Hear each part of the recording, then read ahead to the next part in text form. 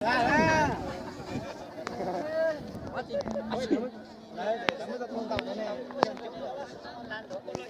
chắc là giao thông bị tránh rồi.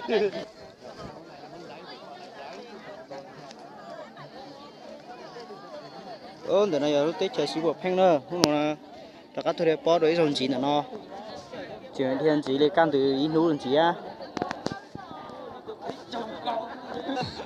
Xem là tết ta là nó lại một cái len này, một đê này. Tao giặt cái lấy cách kiểu đây, tao tạch cơ nè.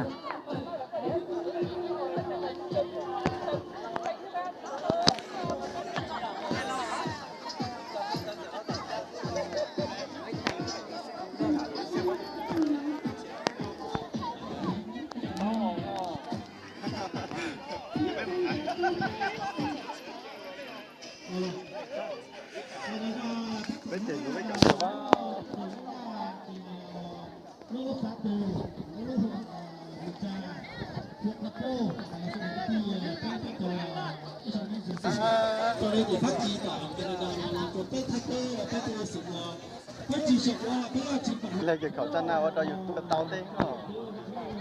Chuông, quán tê rồi đó.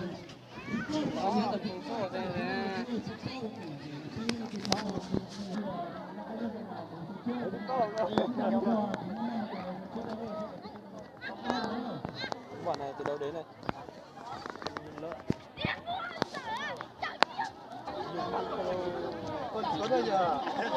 Sẽ của cho video nó cha lên từ nhiều trâu theo họ bắt chân ra cụ thế này